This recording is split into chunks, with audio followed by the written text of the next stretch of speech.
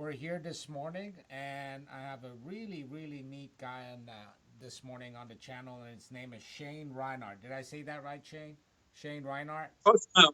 Tell me how you say it. I want to say it right. Shane Reinert? Reinert. Reinert. Okay, Shane Reinert.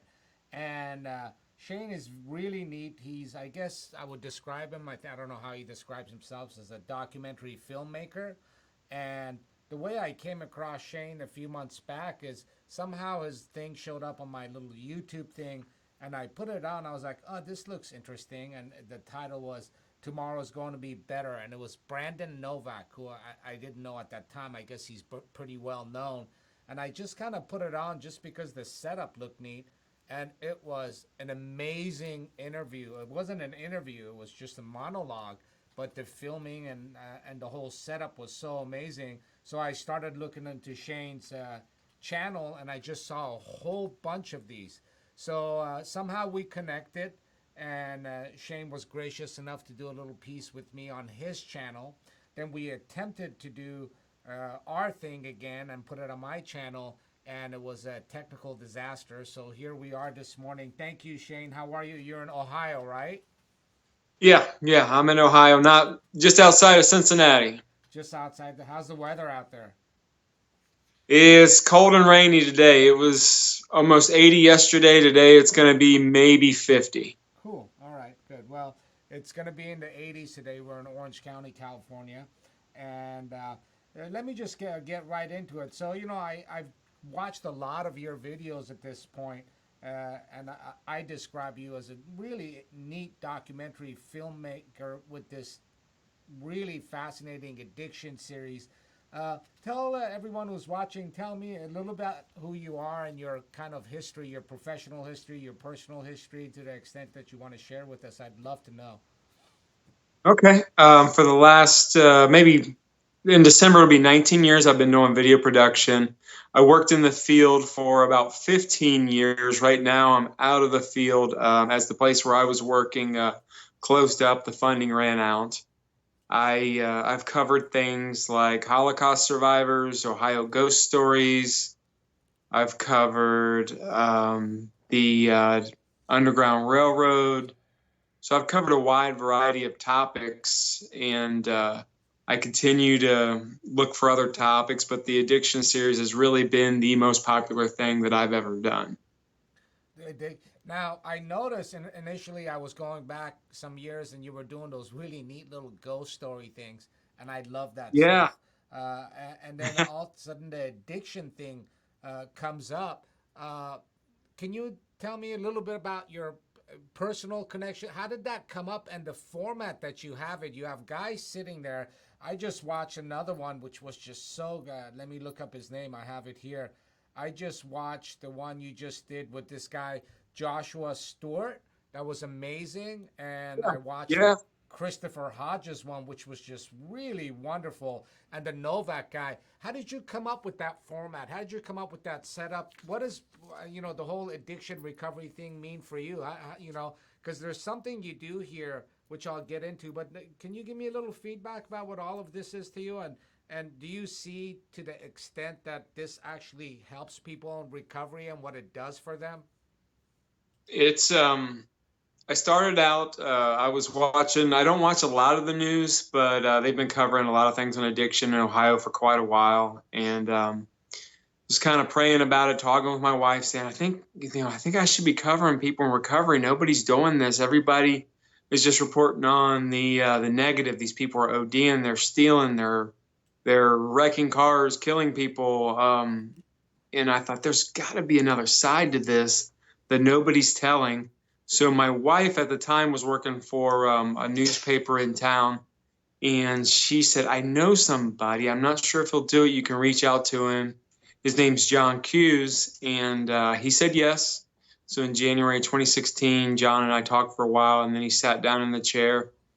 And as we're doing that, at first I'm hearing all the terrible things he's done. I thought, oh no, what have I done? And then by the end of it, I'm ready to cry. I'm trying to hold it together and say, do not ruin this interview by crying. I thought if it affected me that strongly, someone who's not in recovery, someone who's allergic to alcohol and smoke, how much more is it going to affect someone who is trying to get clean, someone who is a loved one, a friend, a family member, someone who's addicted? How much more will it affect them? And from there, the series is just taken off. There's 74 videos that have been watched in 217 countries. The series is up around 1.6 million views. Brandon Novak's video alone is over 1 million views, Yeah. and that's recently hit that number, which is really impressive. He said it's the biggest thing he's ever done, and that's a surprise because Brandon's a New York Times best-selling author. He's a pro skateboarder. He's been on movies, TV shows. So for that to have the biggest impact was quite a shock to me. And I get people reaching out. 17 to 30 is usually the average every day, between YouTube, phone calls, emails, Facebook messages, every day. I had someone call me yesterday. He had been a professional athlete in Hong Kong, millionaire, very successful, came to the US, has been struggling with cocaine and alcohol. And he called just because he saw the Novak video and said, "Hey, I need somebody to talk to. Are you a counselor?" I said, "I'm not a counselor." I said, "This is what I do. I'm a filmmaker. But if you want to talk, we can talk." So he says, "I've been able to get off cocaine, but all my friends and family have bailed on me. I've got a place to stay, but I paid for all these people all throughout my life. I took care of all these people, and everybody's bailed on me.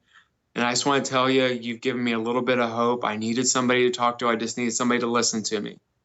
That blew me away. In the last 5 days, I got a message on YouTube saying this video series is the only thing keeping me alive. I had a phone call from Kansas. A guy named George called me up maybe 2 years ago and said, "Hey, I need to talk to you." So I was like, "Okay, yeah, what's going on?" He's like, "I just want to start off by saying you saved my life." He's like, "I'm sure you get this call all the time." I said, "No, I've never had this call in my life. What's going on?" And we continue to stay in touch to this day. But the series helped him get clean and stay clean too. I get messages like that all the time. I get people that'll reach out from far away as Iran saying, "We can't talk about this in our country, so this is really helpful for me because there's nothing we can really do. There's no NAA over there."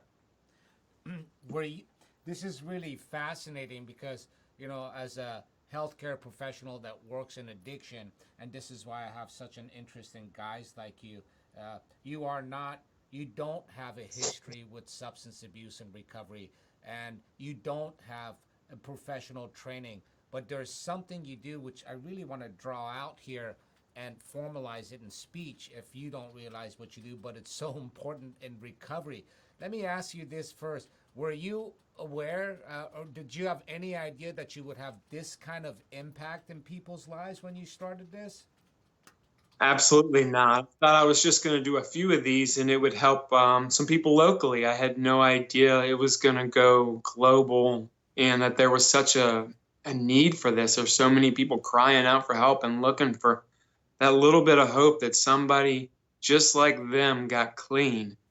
And it continues to amaze me. I thought a few times I wasn't going to be able to continue to do it. After the station closed, I was able to. I was praying, and I was like, "God, I don't have any equipment.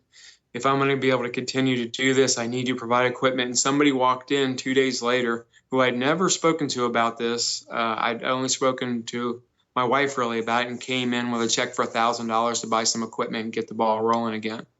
Wow, that's awesome.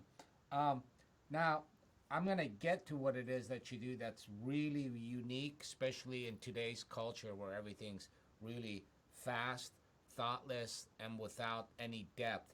How did you come up with the idea of allowing them to just sit there and tell their narrative? And I really want to go back to this word. There's a couple of other guys that I've come across that are really, in their own way, talented like you and do their own thing on their channel. One is Derek Lambert. It's like a YouTuber that I just recently had the privilege to work with.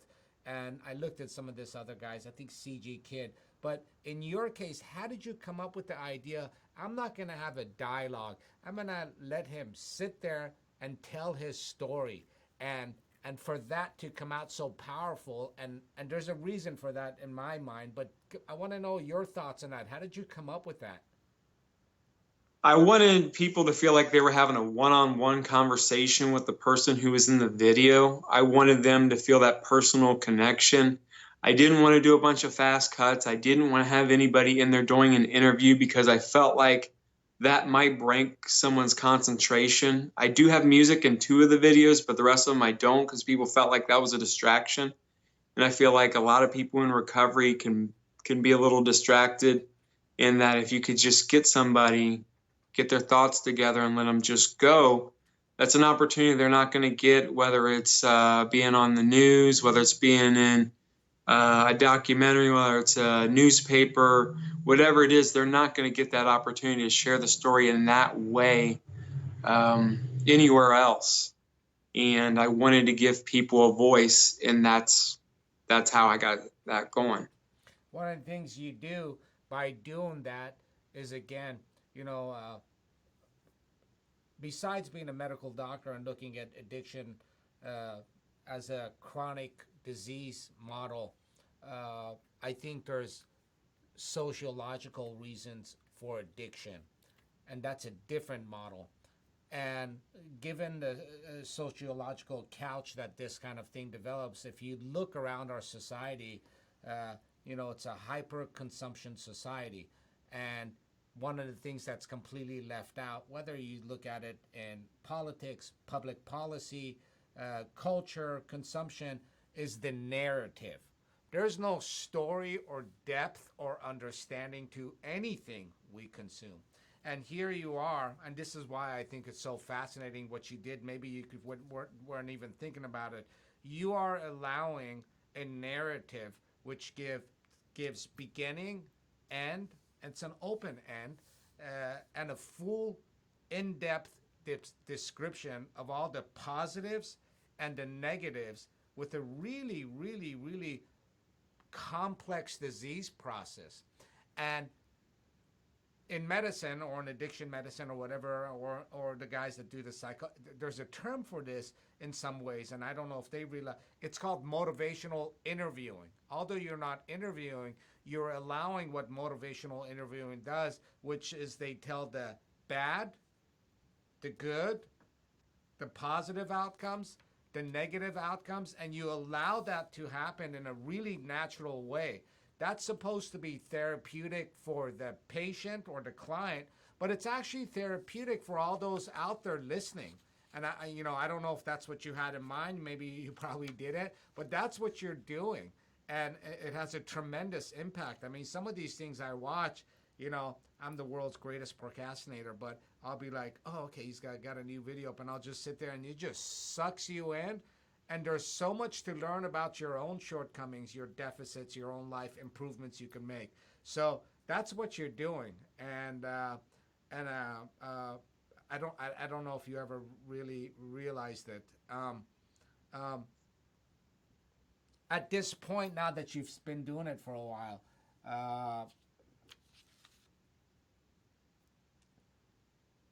what's really the most important thing for you with this series? What are you getting? Now you've seen the impact you make on the people that you do the interview with. Now you're getting all these responses, phone calls, emails, text messages, people reaching out to you.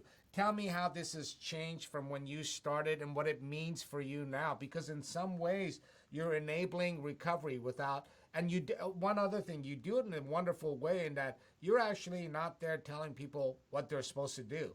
You're allowing them, yeah, and that's very, I commend and applaud you for that, right? Because you're not a professional, you're a filmmaker, and you're pretty damn good at it.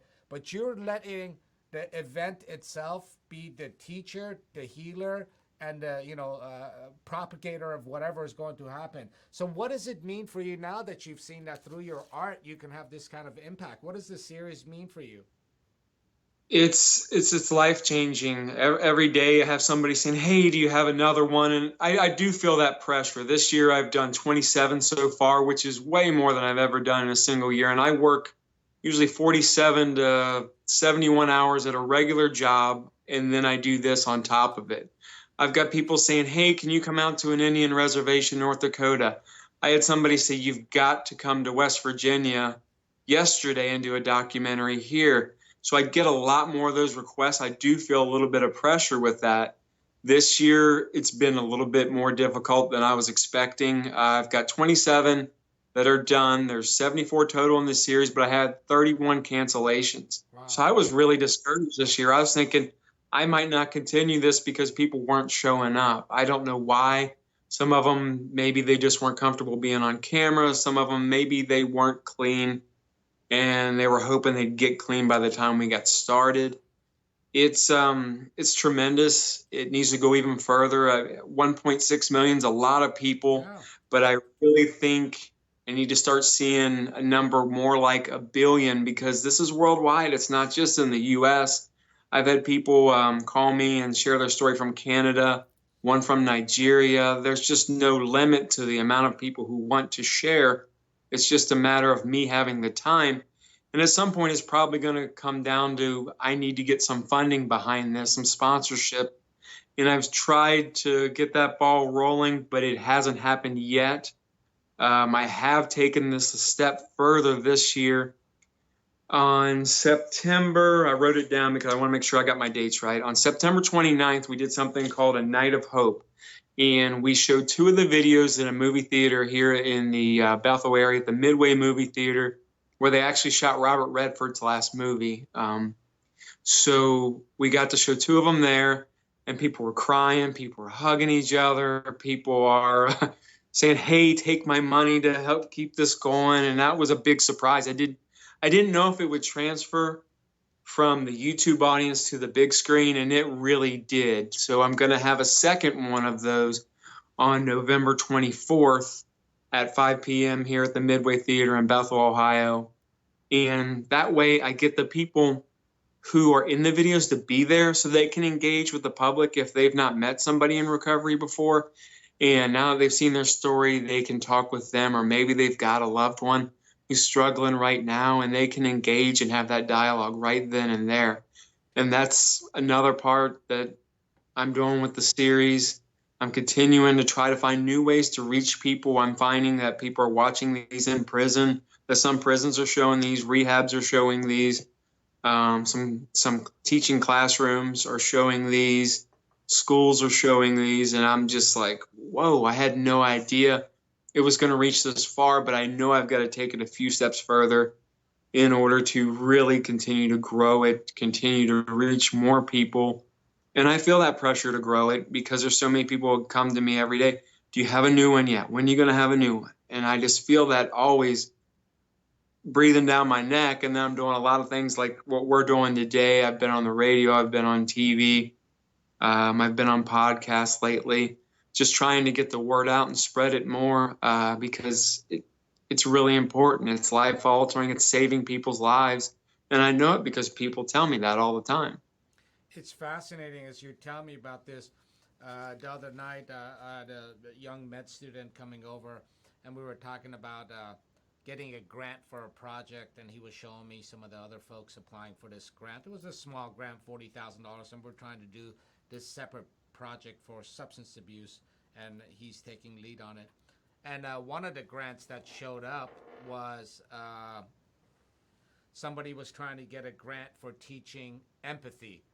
And the young man had a very great idea and a great presentation, but it kind of blew me away that in 2019 in America, somebody is writing a grant because it's so lacking a very natural, innate human concept and emotion that we should all be living and exercising every day, whether you're religious or not, and certainly if you're religious.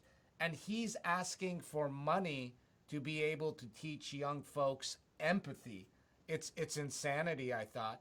And in that same way, that translates into the kind of work some of you guys do.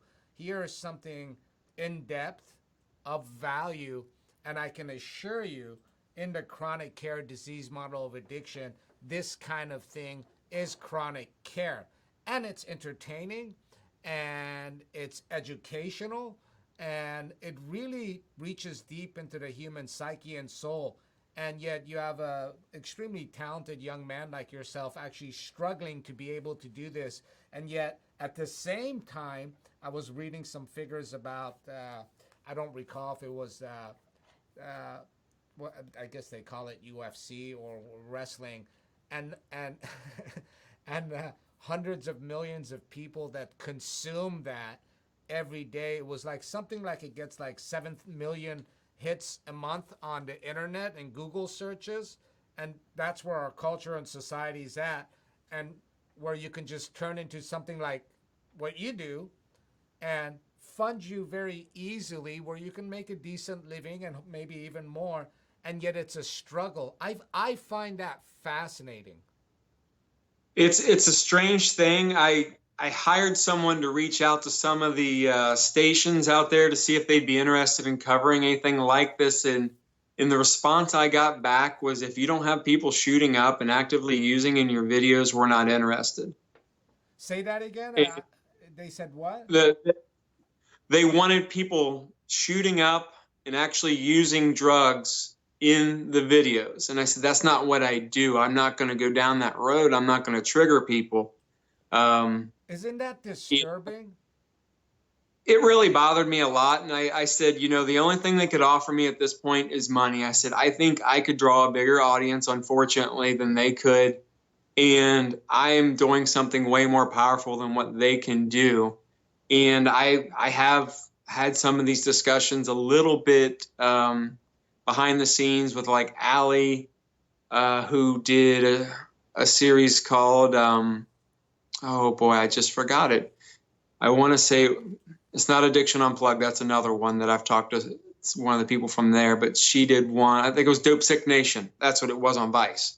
And we've had some discussion about working together and talking, but I've seen that a lot of the people she interviewed and stuff, they didn't do real well. I've only got one person out of all the people I've interviewed who's actually using right now. Everybody else has stayed clean, and I want to keep that record. I want to continue to do what I do. I pitched a series called Clean Time, where we would be able to go out and follow somebody who's in recovery, talk with people who know them. That's not exciting for them, is it? Clean Time. No. I thought we could talk about the difference they're making now, how their family members and friends view them, and what the experience was like. And I thought how helpful it would be to do that, and they had no interest. And I thought, okay, my best avenue is still YouTube and Facebook, and just to get those out where anybody can reach those who have an internet connection anywhere around the world.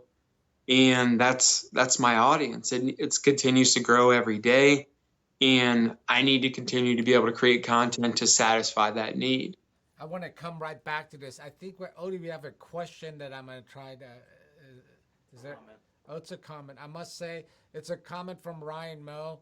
I must say that finding spirituality has helped me fortify my defense towards relapsing so much. Having faith that recovery is possible if I let it run its course and do the right stuff, aka not use. Thank you, Ryan Moe, for that comment. That's very in line and consistent. And I got to tell you, my blood started running when you told me you were running, trying to pitch a recovery, Clean Time series. They're not interested, which is in line with, there's no interest in any depth or anything that has breadth or is not exciting, bloody, flashy, or quick satisfaction. And sadly, just like so many other things in this society right now, addiction kills. There were over 70,000 deaths last year, and it has now overtaken car accidents and that kind of trauma as the leading cause of death in young people in America. And here you are struggling to do what you do. And I find that fascinating and tragic. People don't want to talk about it. I think a lot of people still want to just brush that under the rug. They want everything to be anonymous still. And the people that come to me say, I don't want to be anonymous anymore. I want to help somebody. And that's what I do. I'm trying to give hope to people at the end of every video. It says, don't give up. There is hope. And I don't want people to think there's nobody like them out there. The individual stories are so wonderful that there are little details in there that someone can comment and say, I did the exact same thing. If they got clean, I can get clean. In one of the stories, somebody pawned their mom's wedding ring twice in like 1 week. And sure enough, somebody commented, I did the exact same thing. And that told me how important that was. I had so many people say, this is never going to work. People aren't going to watch anything that long, and you need a host. And I said, I don't think so. And I went total counterculture as much as I possibly could, stripped it down to where it's just one person and a camera, usually a black background. This year, I've done some where I'm at somebody's house or I'm at a park, depending on what their availability is, and trying to just make it's just a stripped down story where people can get a lot out of that. They're not distracted. They don't feel like they're being manipulated by the music. They don't feel like they're being distracted by anything that's going on in the video. It's just that straight one-on-one opportunity to speak. I love that. How do you pick your subjects? It seems like you have a lot of people soliciting now. How do you decide and pick your subject?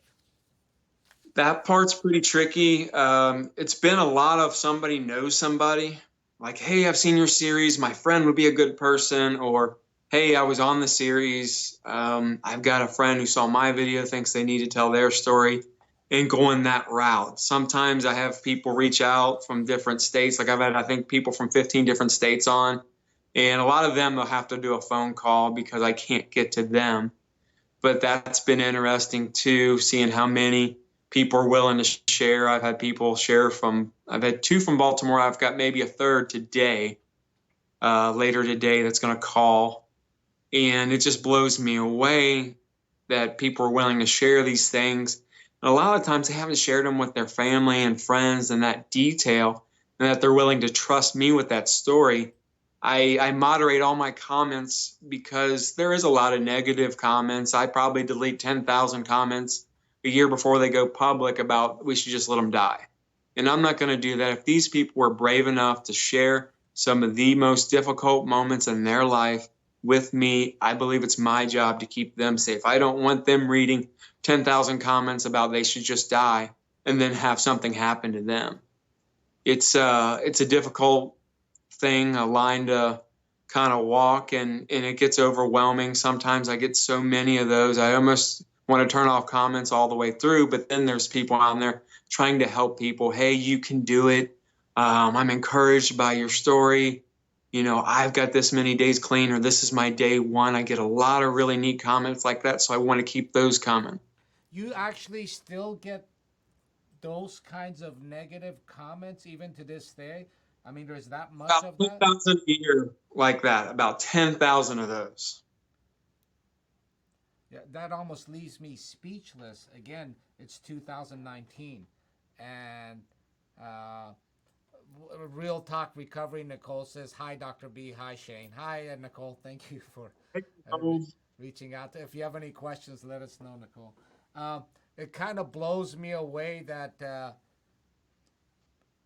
that's where our society is at. It's pat, and this is why I'm so interested in what you do, because again, although you're not a healthcare professional, and I don't know if you realize, I keep going back to this.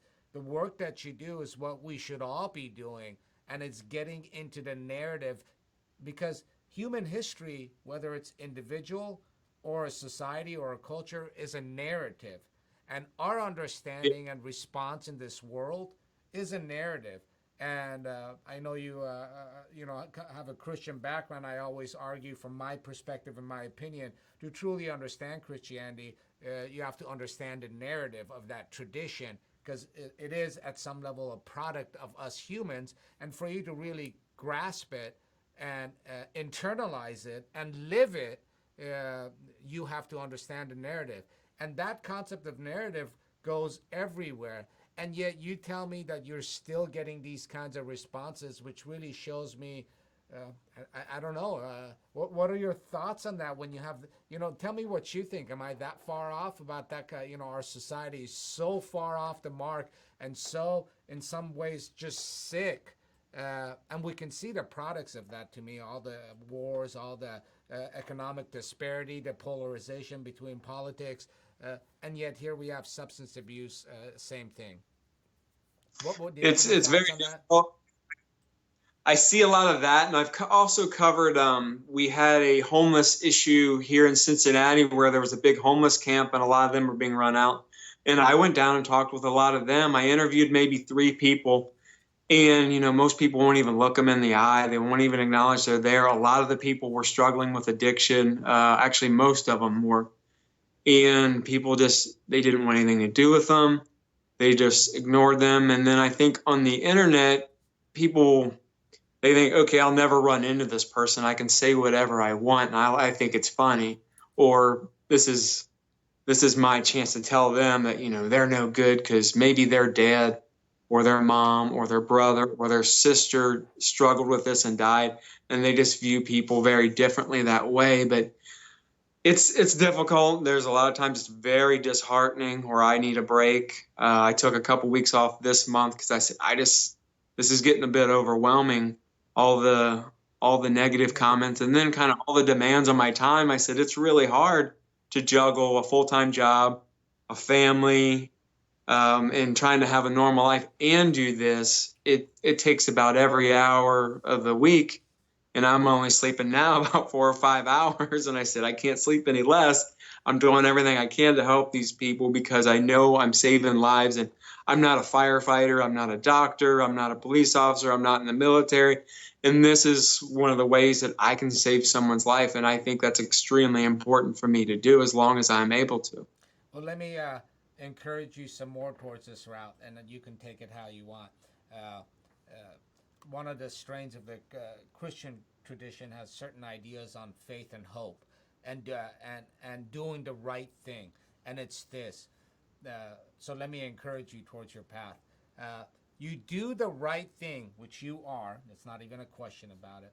You do the right thing not because everyone agrees with you, and not because you're going to get something out of it. In fact, you are more than likely, because most of society doesn't do the right thing, you are more than likely to fail in your endeavor and eat it.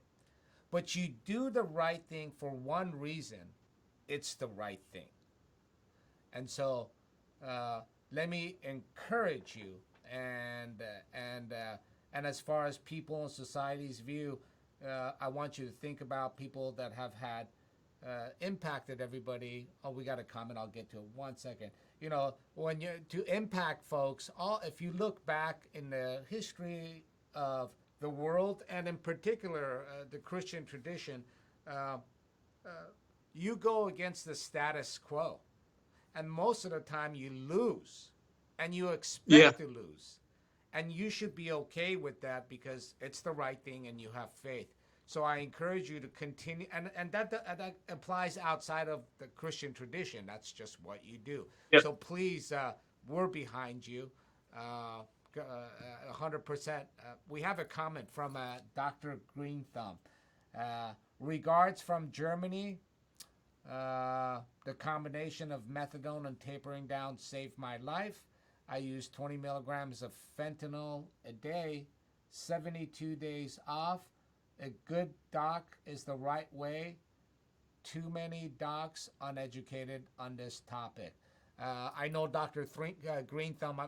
We need a network to help, and more docs like Dr. B. Thanks, Green Thumb. I know him. He's a regular on our channel. Dr. Green Thumb, please go to Shane's channel. He's got great recovery stories, and pass it on. I really enjoy interacting with him and watching his stuff, and thank you for the comment. Back to what we're saying, I really encourage you to keep it up and take moments for yourself and step away and re-energize. That's the hardest part, because I was planning on taking this entire month. And then yesterday, it was just like I got that phone call from that guy, and he's barely holding it together. And I thought, I said, I should probably try to squeeze one more in this month. And so that prompted me to try to do one tonight. And then the guy from West Virginia, as soon as he friended me on Facebook, I got like 6 messages. And he said, can we count on you to help people? And I said, well, yeah, that's what I do. And then I go to work, and then I'm getting more messages. He's trying to do like a live video with me to contact me. And I said, hey, I'm at work. Can I just talk to you more? We really need you in West Virginia. And I'm like, just give me a little bit of time here. I'm working. I can't do that and drive and do all the other things I got to do. So I do feel that pressure, and I want to help people. I want to continue to do this. When I started doing this, I was also covering human trafficking. I can't do the both.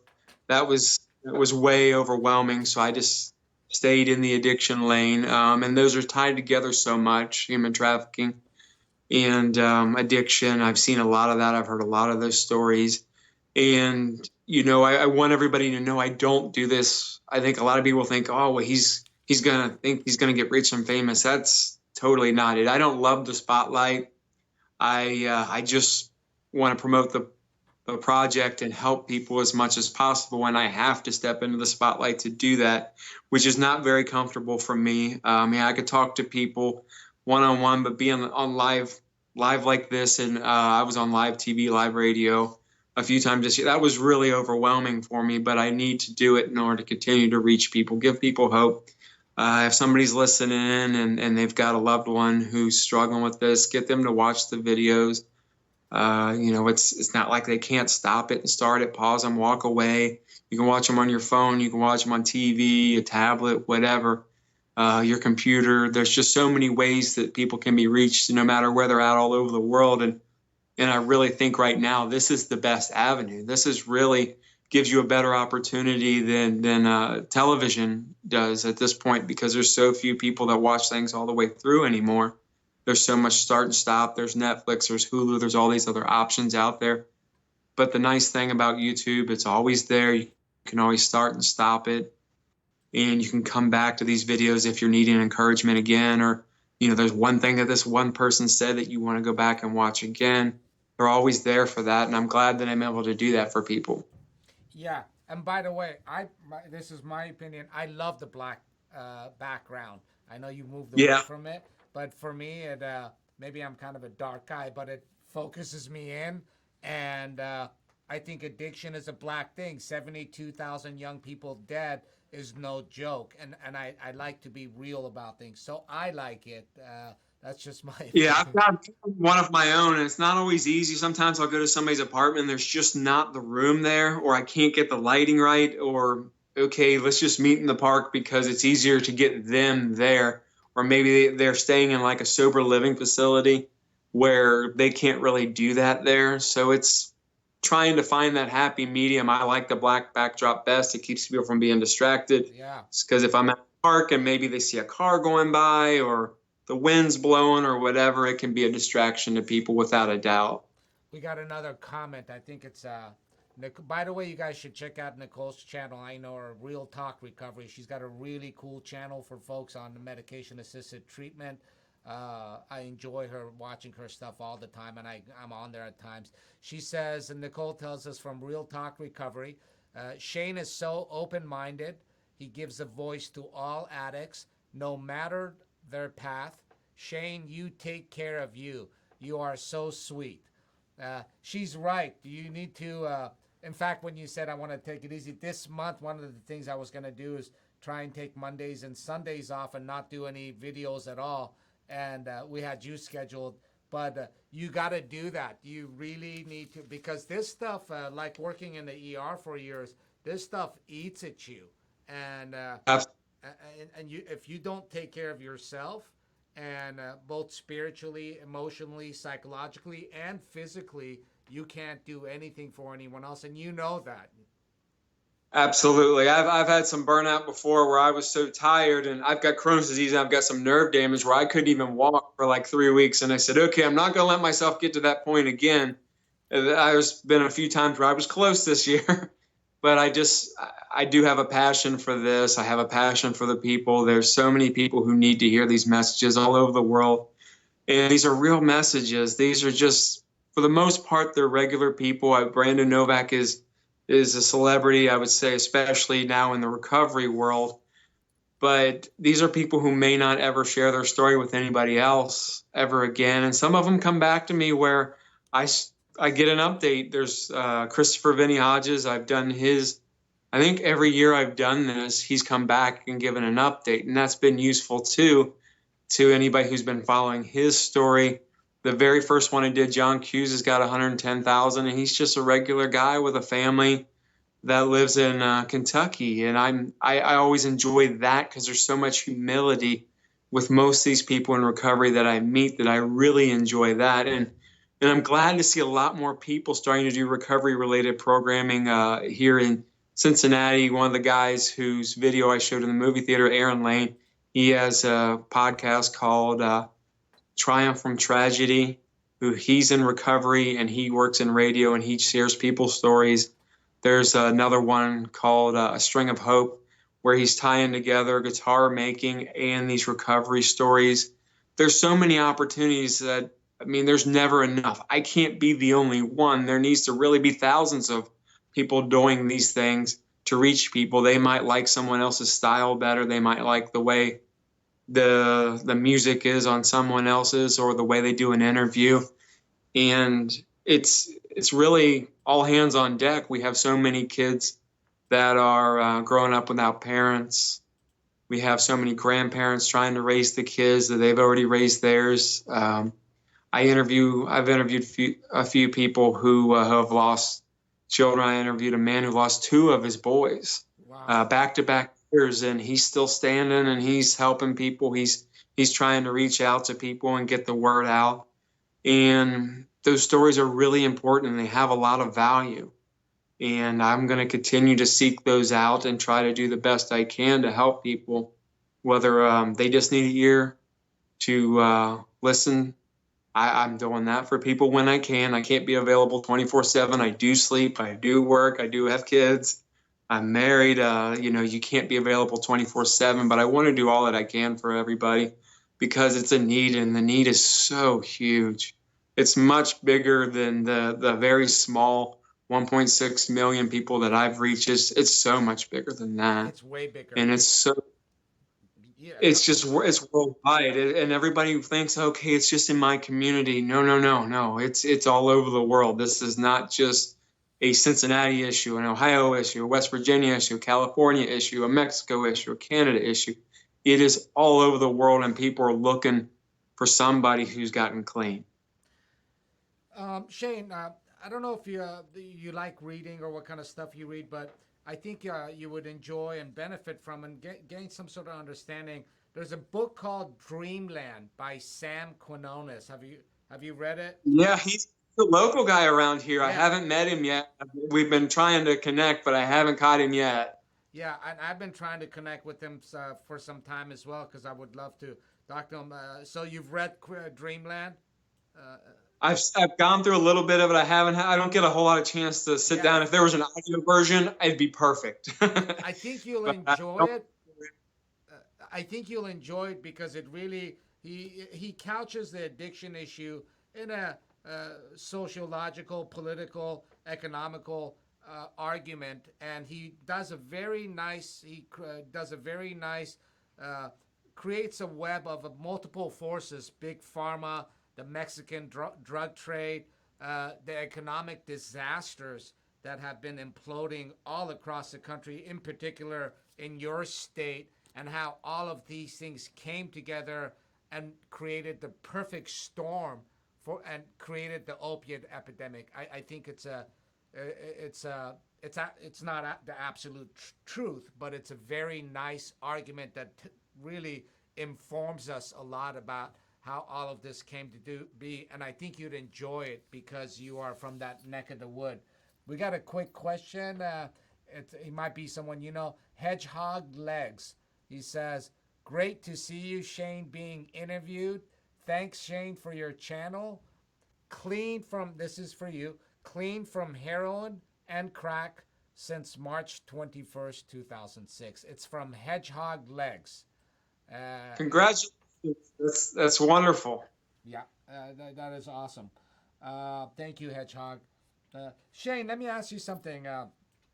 Besides the format that you've been doing, which I love and I think it's successful and it's meaningful and you can do it till the end of time, have you ever thought about, I know you talked about doing some other series, but what about expanding the format of what you're doing? For example, I know this is a lot of work and time, a lot more resources, following somebody maybe through detox and then recovery, not them shooting dope, obviously, but following them through the beginning to sometime down the line. I don't like to call this an end because it's not an end. You have to deal with this forever. But have you ever thought of changing the format a little bit? Give me some feedback, and maybe in the future we can work together. Because as you know, I run multiple different types of addiction facilities. I have a nonprofit. That's a big deal for me. But have you ever thought about something like that? And maybe there's ways I can facilitate what you're doing and help you out in the future here.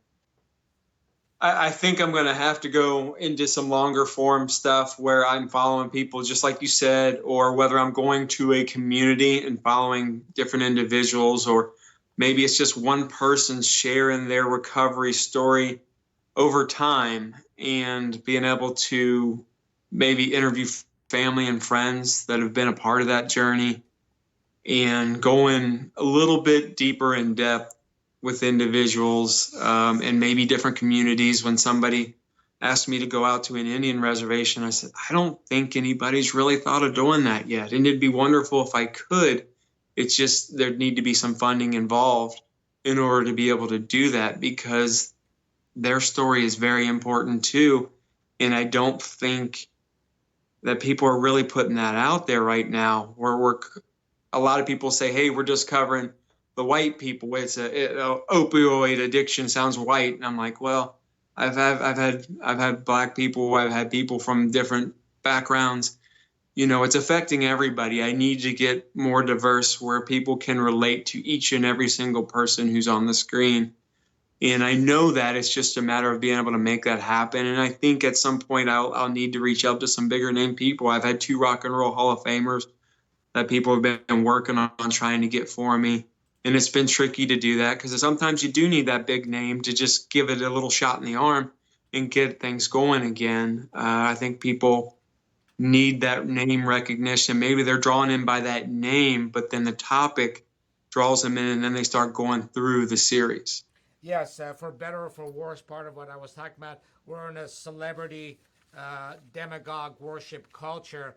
And so I think we have to use some of that.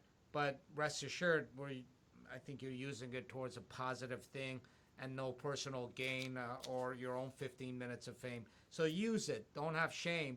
And they're humans too. We're all human beings. Wherever we are in this chain of crap, top to bottom, left to right, whatever your color, whatever your sex, whatever your age, and we're all caught up in this. I think, like I told you, I think it's a very pathological, dysfunctional, dystopian worldview that we have nowadays. But utilize that for something positive, and I'm totally down with that. We need to see more of that. I know there's other people. There's Michael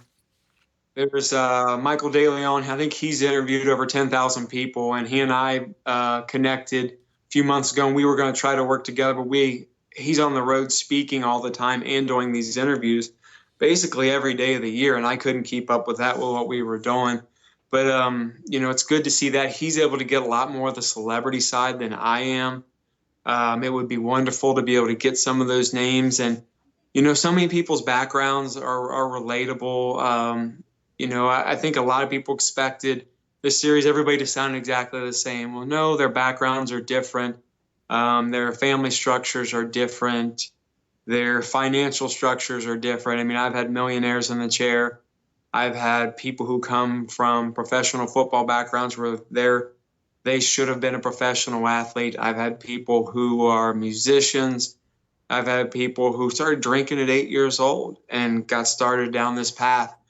And there's just so many ways into this. There's just not one way. It's not, hey, this person had a bad upbringing, and that's why.